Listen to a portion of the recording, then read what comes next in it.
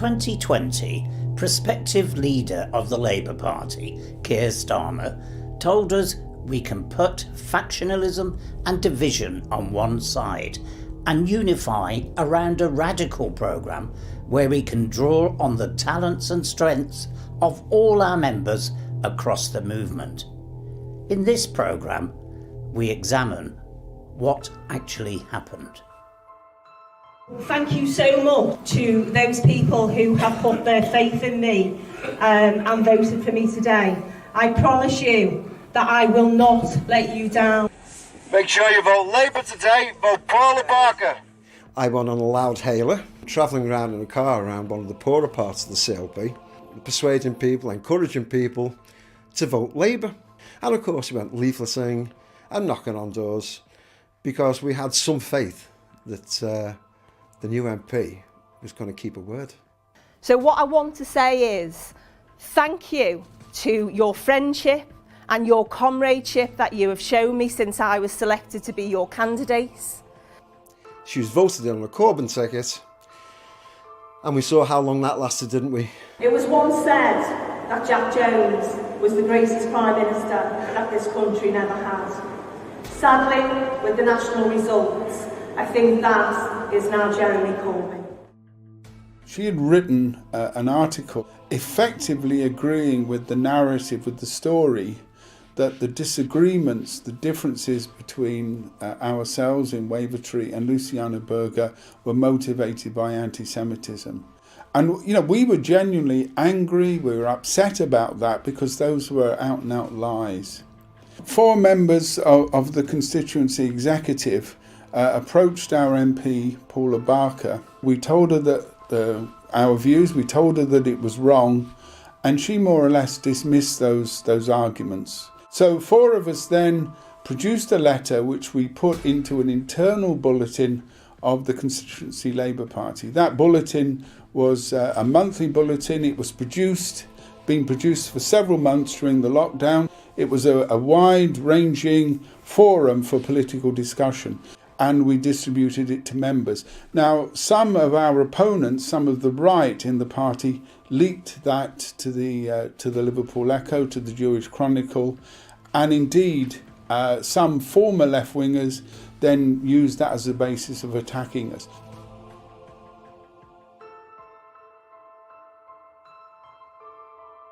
You know, I consider her a sister, if you like. We called each other sis all the time. I was very, very fond of her.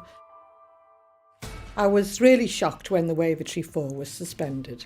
I was very, very disappointed because all of those people, the 4 of them, were good anti-racists, campaigners on the left, really fighting and really put their all into getting her elected for a start, but also for supporting Jeremy Corbyn.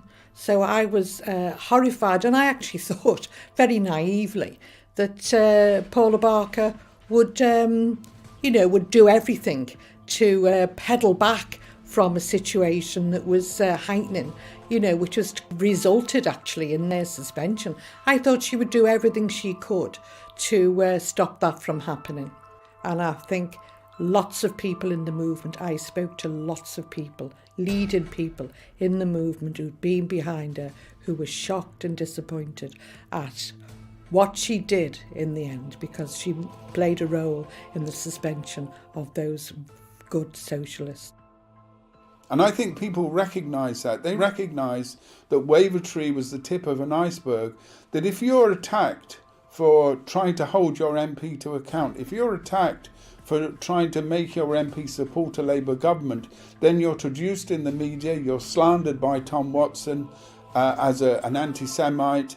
Issues of Middle East politics did not come into it whatsoever. Our constituency had backed Luciana Berger in the horrible racist slanders that were directed against us by the far right, not by members of the Labour Party. So I think it became a cause célèbre. That's why I think people rallied around us. That's why people were supporting us. It wasn't individual. We were just 4 active members of a Labour Party which had been in the news. And comrades said, this thus far and no further. We've had enough of these attacks, we've had enough of these slanders, we're not going to put up with it anymore. I supported Paula. I had I remember sitting in committee meetings where she talked about the issues of Palestine, the oppression of the Israeli state. She described her visits to the West Bank. She talked, very sympathetically about the oppression of Palestinian children by the Israeli state. So I saw her as someone who was going to stand up for the rights of Palestinians, but also was going to stand up for the rights of working class people in Liverpool, and indeed stand up for the constituency party against the sort of slanders that have been used against us. But unfortunately, that hasn't been the case. And unfortunately, many people who were formerly on the left have begun the witch hunt against us. The person who, for example, sent the official complaint, Mark Hoskinson, is a former left-winger, a former Trotskyist, someone who, if you read his writings from the 80s and the 90s, was a firm defender against Stalinism and political oppression. And he now, in a sense, is joining in a very Stalinistic way. So he's gone from writing about Stalinism to actually practicing it. We could put this down to careerism. Many of them have now got jobs as advisors. Mark Hoskinson is a chief of staff to a local MP. But I think it's more to do with their lack of political perspective. I still believe in socialism. I still believe in the power of the working class to change society. I don't believe in careerism. I don't believe socialism can be achieved by hiding our politics and by cooperating with the capitalist system. Because, of course, the story here isn't just a battle between left and right. It's a story of the soft left, those who are willing to compromise, those who are willing to turn on former comrades and attack. That's what the story is here in Wavertree.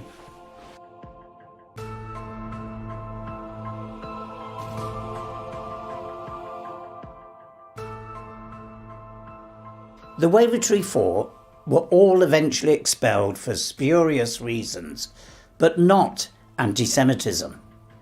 The reason given for Kevin Bean being expelled was that he was a communist. In recognizing a communist, physical appearance counts for nothing. If he openly declares himself to be a communist, we take his word for it. If a person consistently reads and advocates the views expressed in a communist publication, he may be a communist.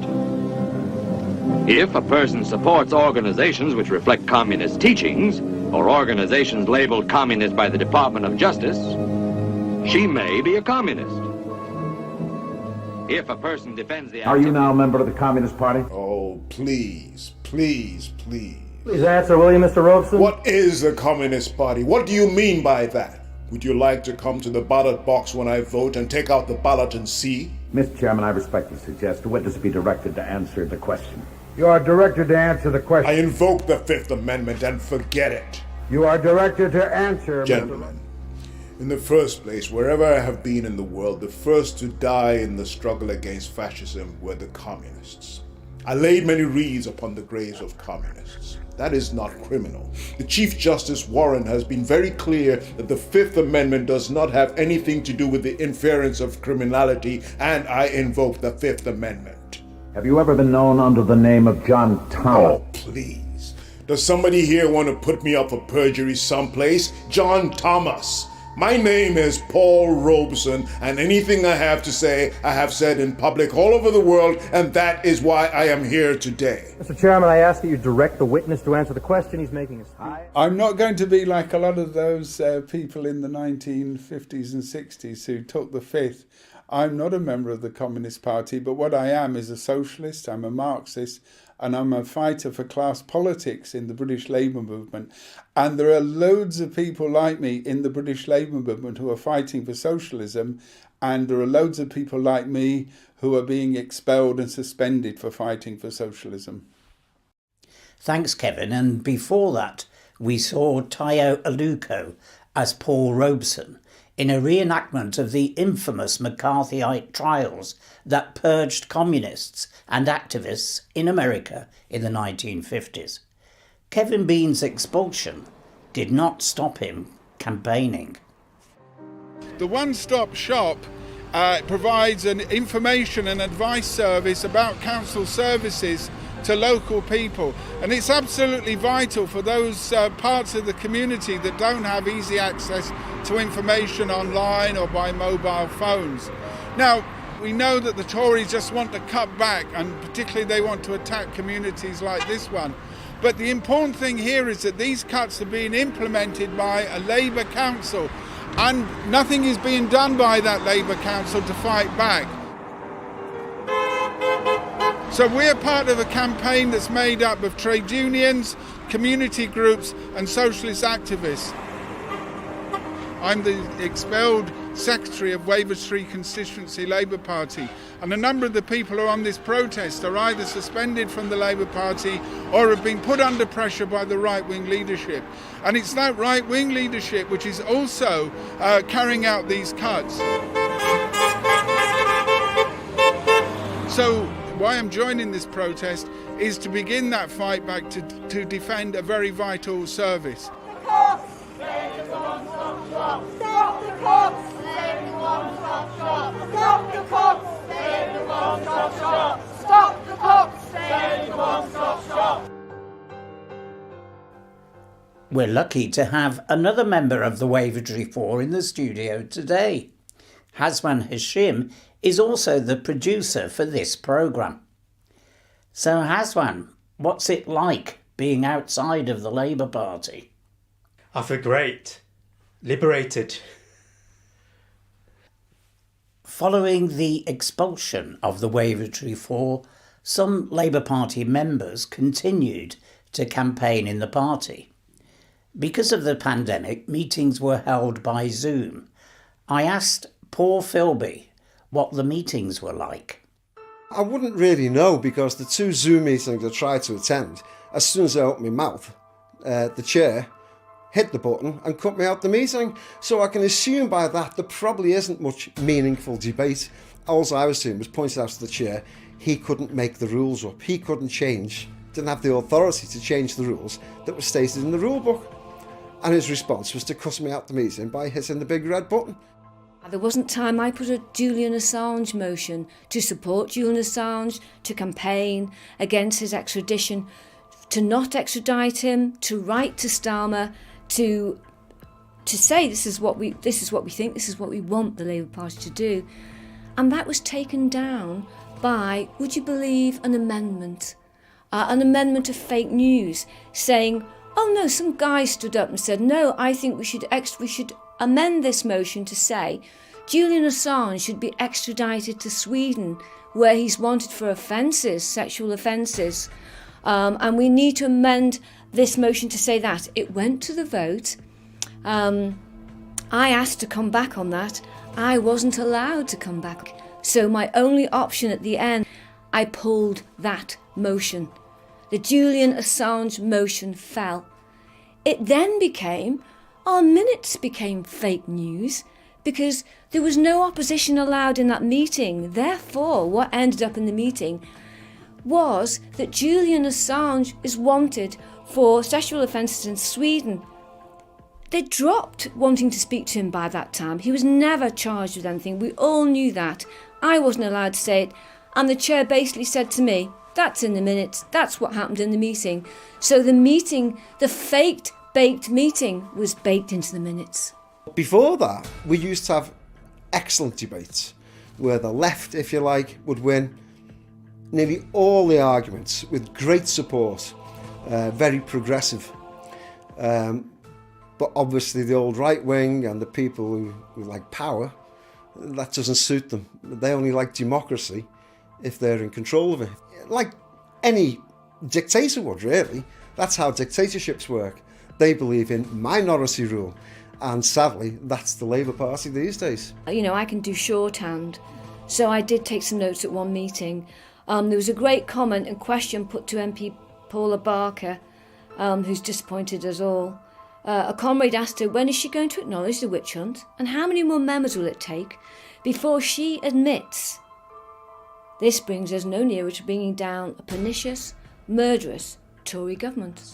I've been wanting to ask you a question for some time, so I'm pleased to have this opportunity because who knows, I could be suspended and this might be my last chance. The way things are at the moment in the Labour Party.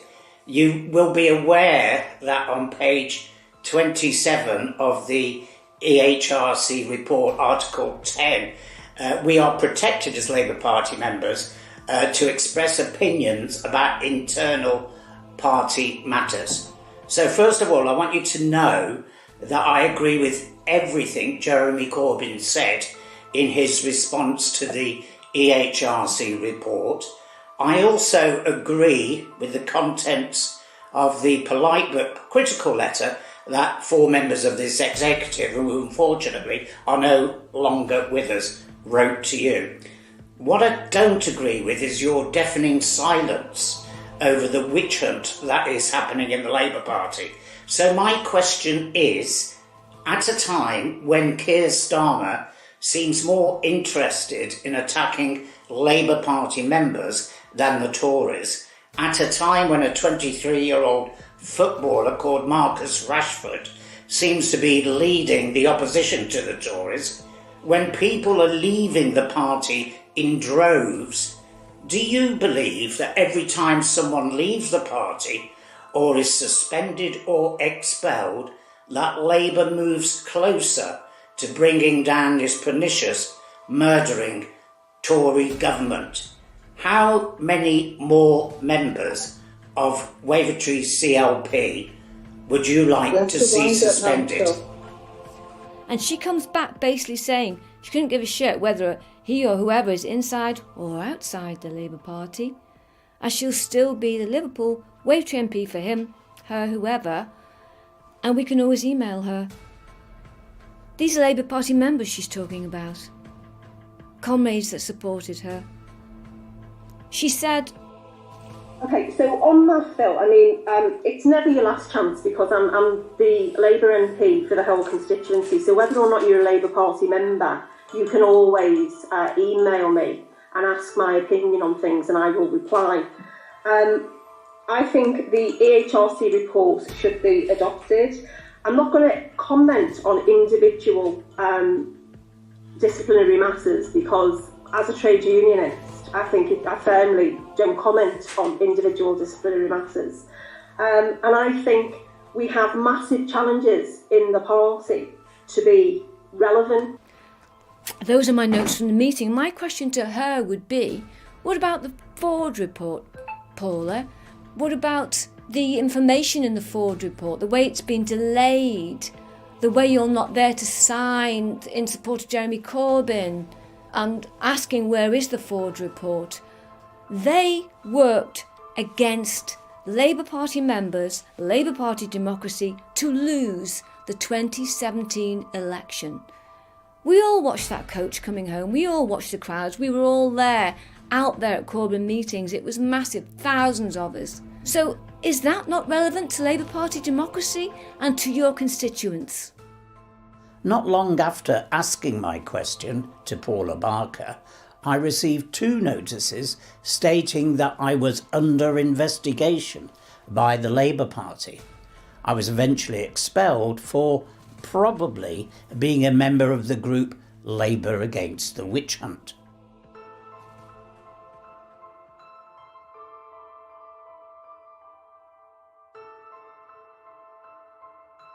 I think that freedom of expression and debate is the lifeblood of the Labour movement, of the socialist movement. If we can't hold our MPs and our leaders to account, if we can't freely express differences, then there's really no point in having a movement.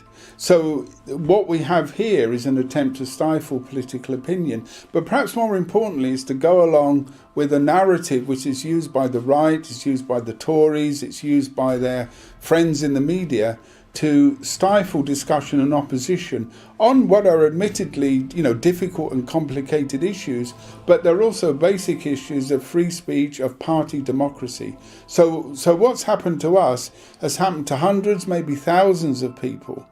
And it's an attack by the right of the Labour Party, and as I said, they're supporters on the so-called soft left. So these are really quite fundamental questions of politics about the right to discuss, to put forward your ideas and to disagree, and above all to hold MPs and others accountable. it seems here that any criticism of an MP is almost like those in the medieval times of lèse majesté, that you can't criticise or the monarch because in some way you're interfering with their authority. I live in Wavertree. I used to live in Egbert, and I used to use Park Road One Stop Shop a heck of a lot when I was unemployed. I'm working now, and to sort housing benefits out, to sort all sorts of stuff out. Problems that had gone wrong, underpayments, overpayments. The one-stop shop is vital. And, I know from being on the dole, I can't afford to get a bus across town. How are older people going to get across, miles across town if they're going to cut these one-stop shops down to 2 hubs? This isn't fair. It's got to be local. Not everyone's on the internet. Save the one-stop shops, stop the cuts, let's have democracy. We don't want Tory commissioners in Liverpool. Is it £800 a day they're on? This has got to stop. Enough now. After enthusiastically campaigning for Paula Barker, Paul Philby and Minnie Stacey voted with their feet and left the party in disgust. If you're elected, your job is to represent the people who elect you and to change the system so the system meets the needs of those who elect you. But nowadays, we don't represent, we manage people. When you're elected now, your job is to change the people so they fit the system which runs the world. And the difference between representation and management is very strong, and people don't feel represented anymore. They feel they're being managed. So they get cynical and angry. And I think you'll never make progress until this is explained to people, so at least they know what they're up against, and at least then see the best way forward. But there's been a fundamental erosion of what you might call the democratic principle, that the laws are made by the people you elect, you can remove, and who therefore have to listen to. And the second thing is, of course, the Labour leadership have gone along with that. New Labour have gone along with all that. And I know that if we're going to do it, it has to be modelled from the top. I've run an organisation where I've changed values and culture. You have to model it from the top.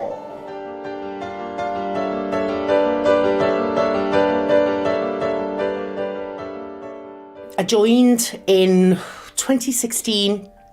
Do you know, I can remember I was in work and we knew Ed Miliband was stepping down and people were talking about Jeremy Corbyn, and I knew of Jeremy Corbyn because of his anti-war work, and he was always the one who spoke out against brutal welfare cuts and things like that, but he was sort of considered just backbench, a bit of a Tony Benn type figure. And then when it became sort of, this is a possibility, he's actually in the running here.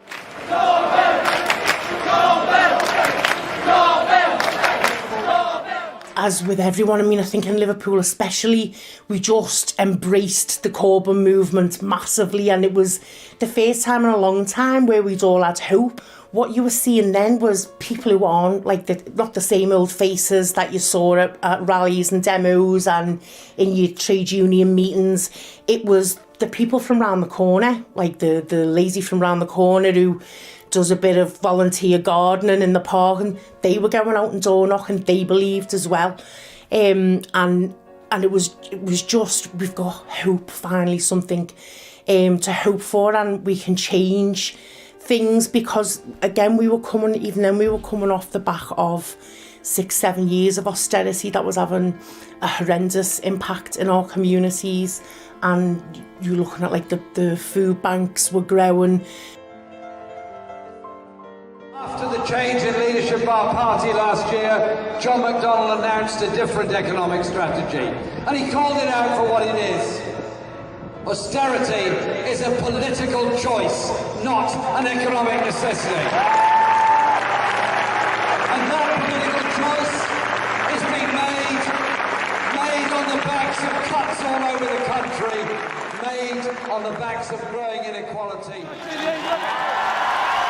Coming together, working together, not blaming each other or blaming minorities. That gives us hope. That gives us opportunity. That gives us a world of justice, peace and human rights. Thank you very much indeed. When it became clear, obviously after the 2017 election, and just how scared they were, the right wing, that how close we came, and it's something that for all of us, I think, obviously it's something you just look back and it's devastating. It is. It's devastating that we were a couple of thousand votes away from being in power, from having this Labour government, and I don't think any of us were as naive to believe that would have been it, and it would have been like this fabulous Corbyn utopia. We knew that the battle would start there and would escalate, but we'd be in power and we could start to make the changes that we desperately need. But as we sort of, after that, then it became much clearer the line the party was going to take then to ensure that never happens again, and that Jeremy Corbyn or anyone on the left ever got that close to those positions of power again.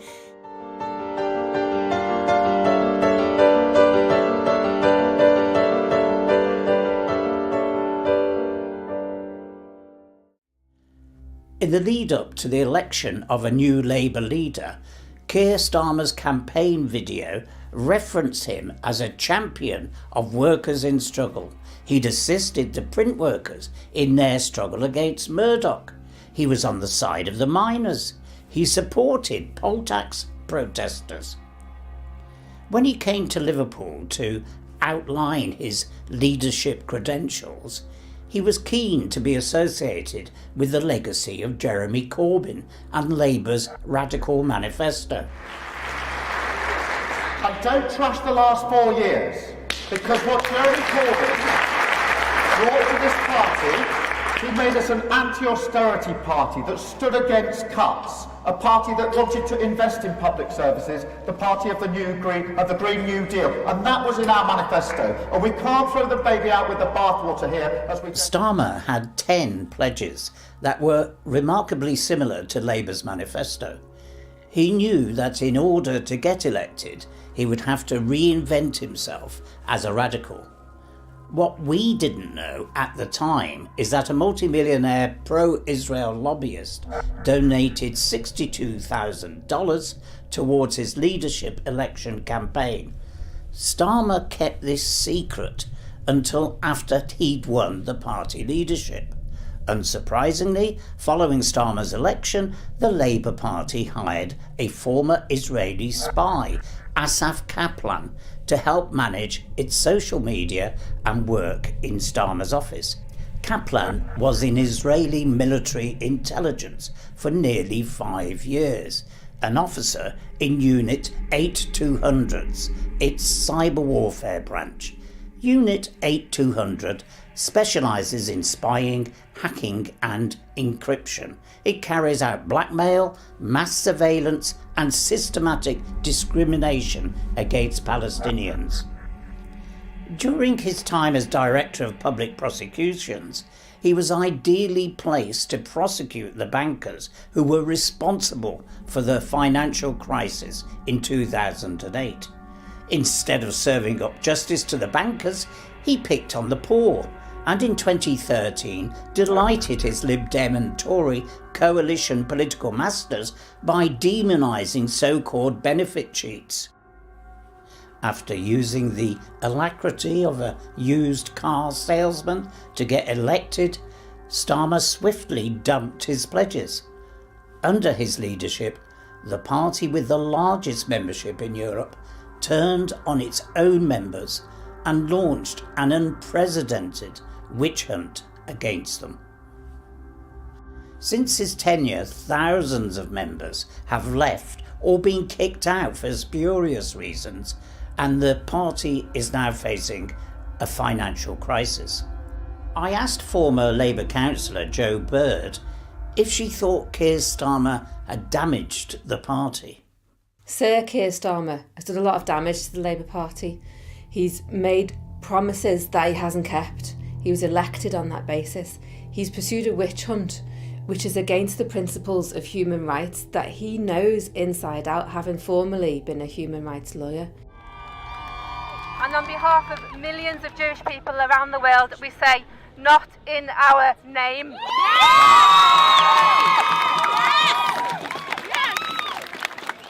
The violence of the apartheid state of Israel reminds me of stories from my family when we suffered lynchings and pogroms and had to flee to other countries. Jewish members of Jewish Voice for Labour are 31 times more likely to face disciplinary action for talking about the racism we face, for talking about anti-Semitism, than other members of the Labour Party. That's an indication of institutional racism. The fact that the witch hunt has accelerated under Keir Starmer is a bad sign, that it's disproportionately picking on Jewish people as well as other socialist people.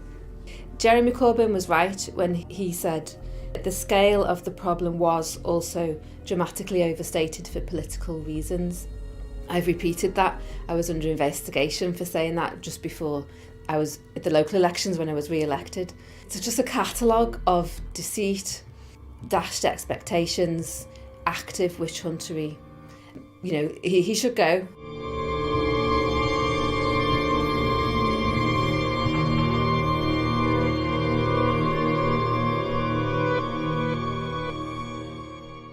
I think it was on the Friday that Jo Bird had gone public with that she'd been expelled, and I just thought enough is enough. I've worked with Jo on a few things on the Socialist Campaign Group for Councillors, and I have massive respect for her. She is an exceptional councillor, anti-racist campaigner, and she devotes her life to that, and the reasons that they've expelled her are just absolute nonsense, that they can be allowed to try and tar someone's name like that. But his objective was to get rid of anyone connected or who joined because they were inspired by Corbyn and who were part of the Corbyn project, and to become some sort of Uber Tony Blair, like a remodelled. The attacks on Jeremy Corbyn in that election we've just had were terrible. And they came back at us on the door.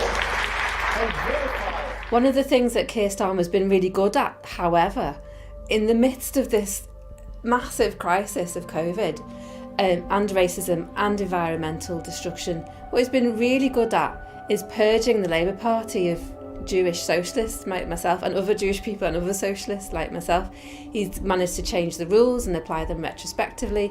He's managed to ignore all the processes of natural justice. It was to remove any remnants of socialism, wasn't it? And that seemed to be his brief coming in as leader, was not to oppose the Tories. I mean, I think he's probably given more support to the Tories throughout the pandemic than some backbench Tory MPs have, which is pretty shocking. This city has been wounded by the media. The Sun in this city, a hurt for this city. And I certainly won't be giving any interviews to The Sun during the course of this.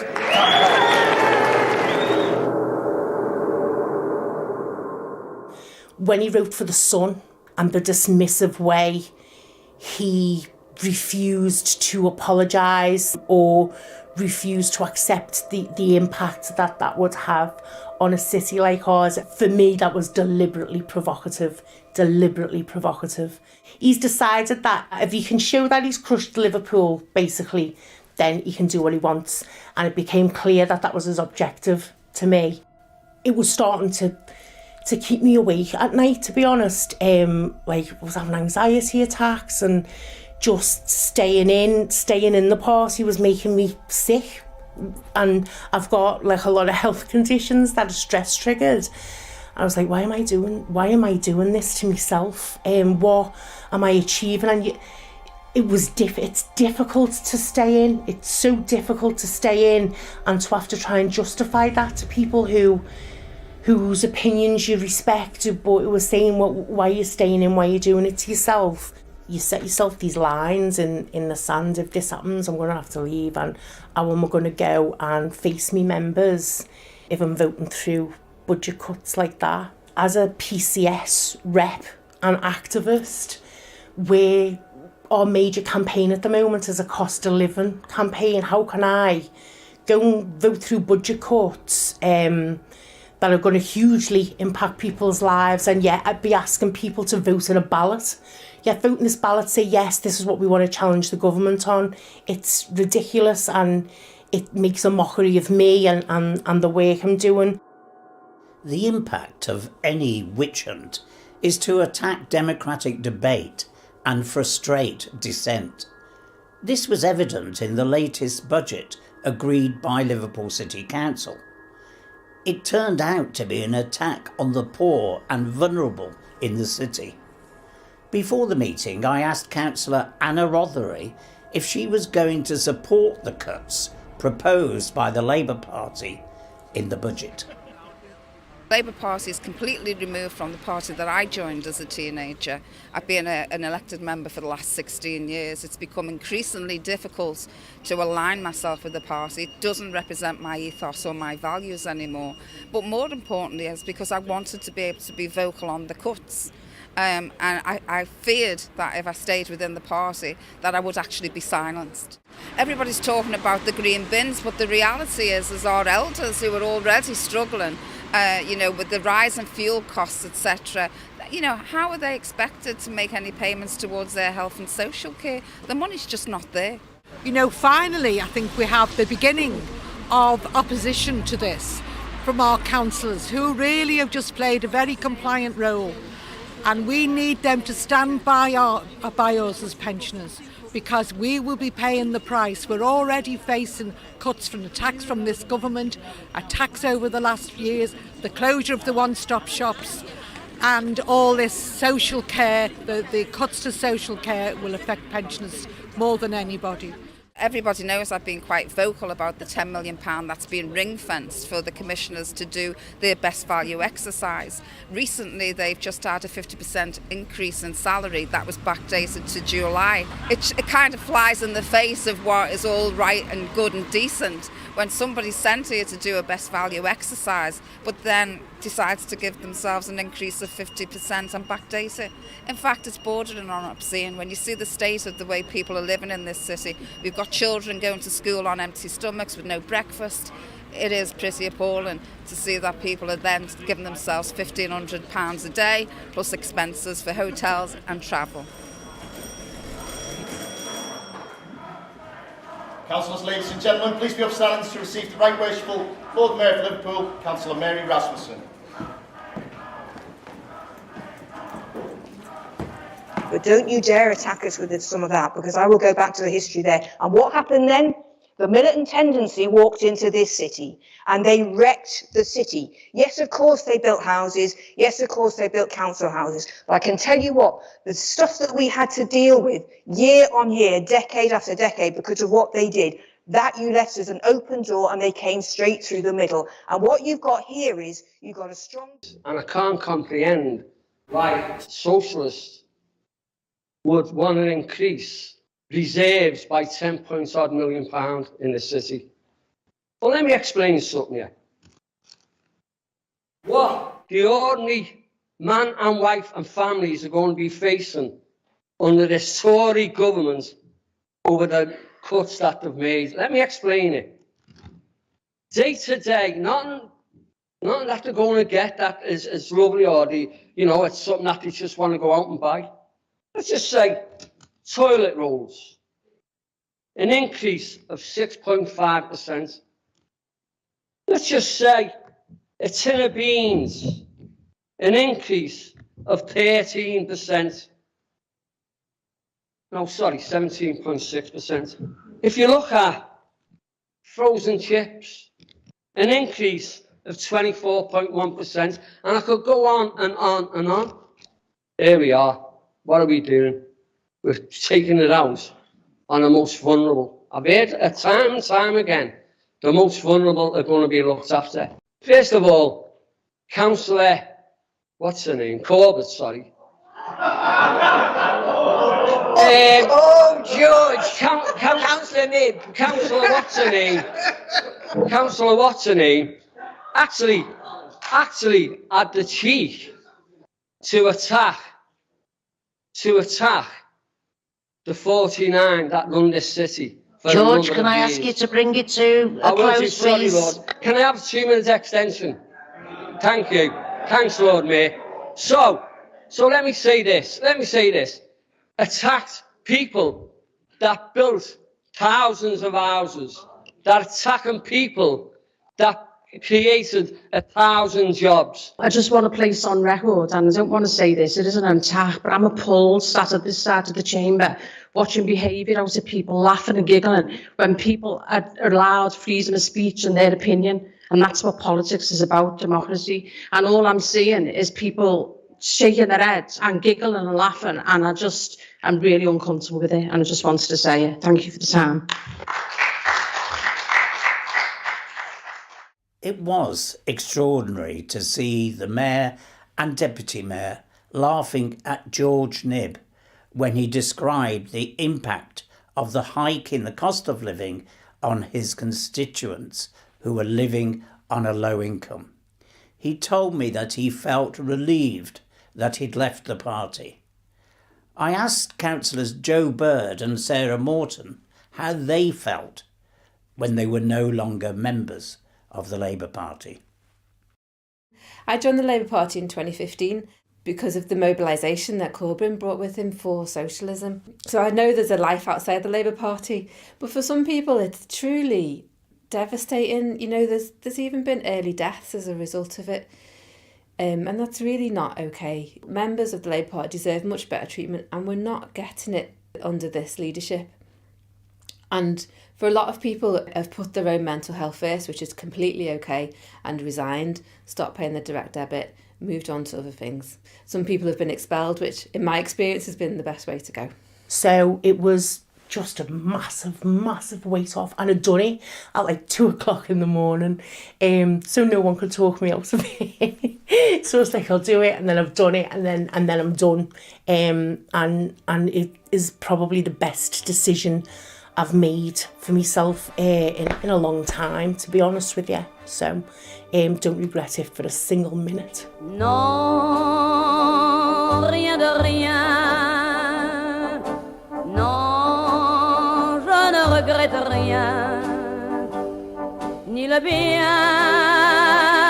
qu'on m'a fait, ni le mal, tout ça m'est bien égal.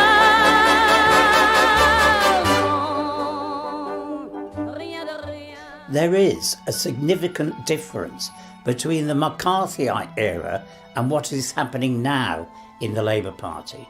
Today, there is no right to meet with your accusers and to defend yourself.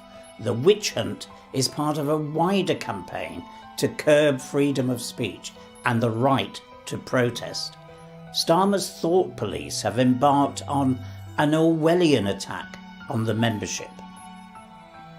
Part of the evidence used against me was this photograph of myself and my partner and producer Hasban Hashim and Ken Loach.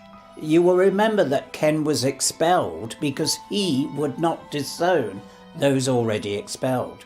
He said, "I am proud to stand with the good friends and comrades victimised by the purge." There is indeed a witch hunt. Starmer and his clique will never lead a party of the people. We are many, they are few. Solidarity. Well, Ken was on a previous episode of this programme, so it's unsurprising that the entire production team have been expelled.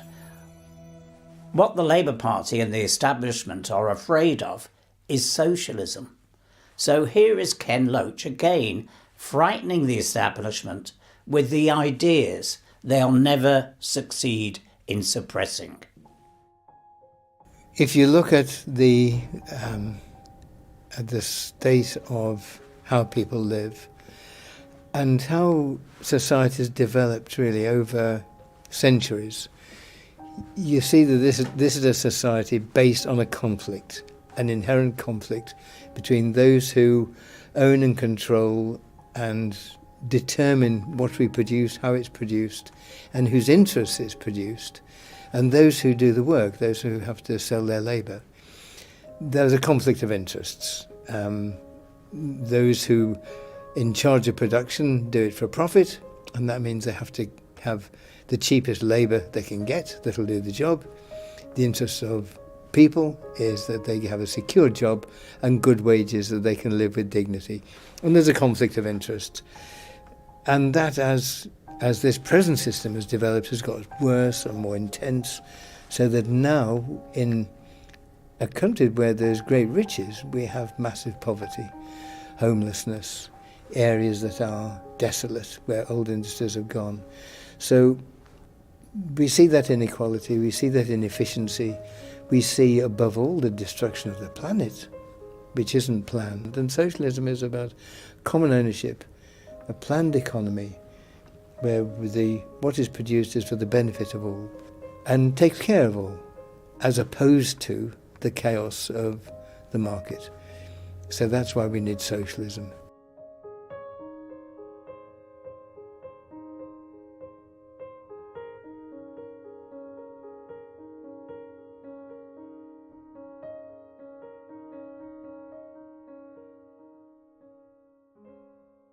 Tariq Ali was in Liverpool recently to promote his excellent book, The 40-Year War in Afghanistan, A Chronicle Foretold, published by Verso.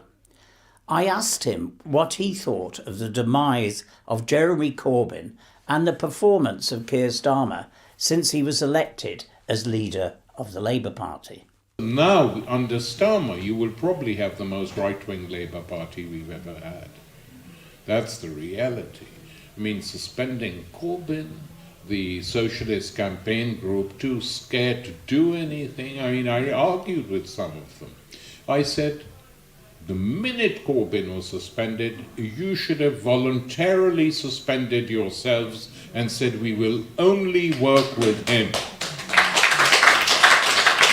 until he's taken back. What other way is it? An injury to one is an injury to all. But oh no, they pleaded with Corbyn, some of them. Just apologise for what you've done. And Corbyn knew if he apologised, his whole reputation was gone. There are 30 or so MPs in the SCG. Even if 20 agree to get suspended, form yourselves in Parliament. There are another 2 or 3 years to go as the peace and justice grew. And if things get really bad in the Labour Party, then stand in your own constituencies again. That is the way politics should be played.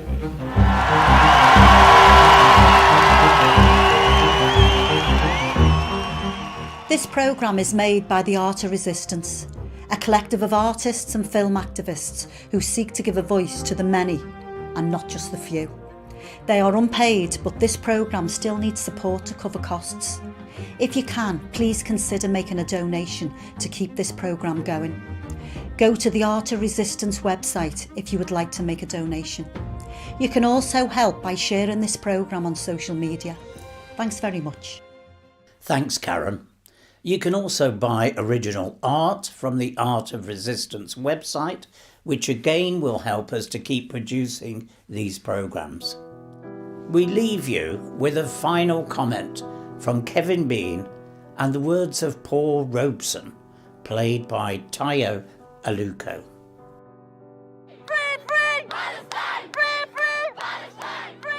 I was fortunate enough a few weeks ago to look at an online seminar which had taken place in Washington, D.C. And this online seminar had a number of quite important contributors. And there were such luminaries as Michael Gove, Lord John Mann, the renegade Labour MP who's now working with the Tories, Mike Pompeo, any number of luminaries from the American political and military establishment. But of course, the most important luminary from my point of view was Luciana Berger, our former MP. And she launched an attack upon the politics of the left. She said that our anti-imperialism, our opposition to the aggressive policies of the Israeli state, that these were all part of a sinister anti-Semitism. But perhaps more importantly, she said that people like me, who stand up for socialism, are opposed to political freedom. And why I think this seminar was important is that it's part of an attempt to delegitimise any opposition in Western societies, so that opposition to military intervention, opposition to economic oppression, opposition to inequality, opposition to any sort of attempt to restrict criticism in this society is deemed illegitimate.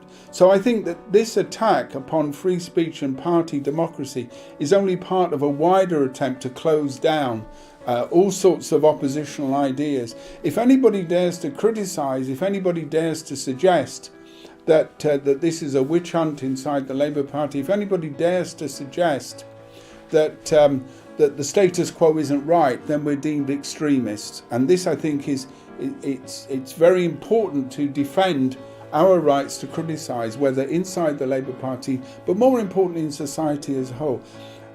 For example, in education, the Tory government is considering making the use of any sort of anti-capitalism or ideas that oppose the status quo. They're arguing those are not legitimate, that they shouldn't be taught in schools and universities. And, you know, I stand in the tradition of free speech that goes back far into English history, those people who stood up against the repressive monarchies in the past, or those people in continental Europe who stood for free speech against crown or church who were trying to restrict them. So our fight for freedom is also the fight for socialism and the fight for the labour movement. The man who presided over the Constitutional Convention lived in nearby Virginia at Mount Vernon. His name was George Washington.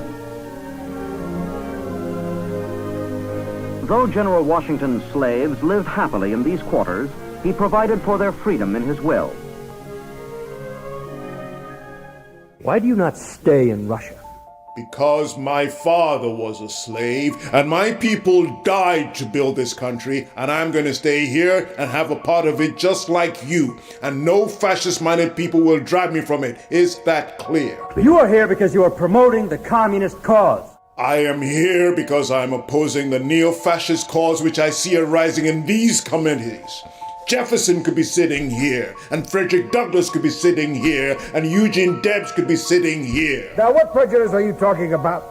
You were graduated from Rutgers. You were graduated from the University of Pennsylvania. I remember seeing you play football at Lehigh. There was no prejudice against you. Just a minute. This is something that I challenge very deeply. That the success of a few Negroes can make up for $700 a year for thousands of Negro families in the South. My father was a slave, and I have cousins who are sharecroppers, and I do not see success in terms of myself. I have sacrificed hundreds of thousands of dollars for what I believe in. While you were in Moscow, Mr. Robeson, did you make a speech lauding Stalin?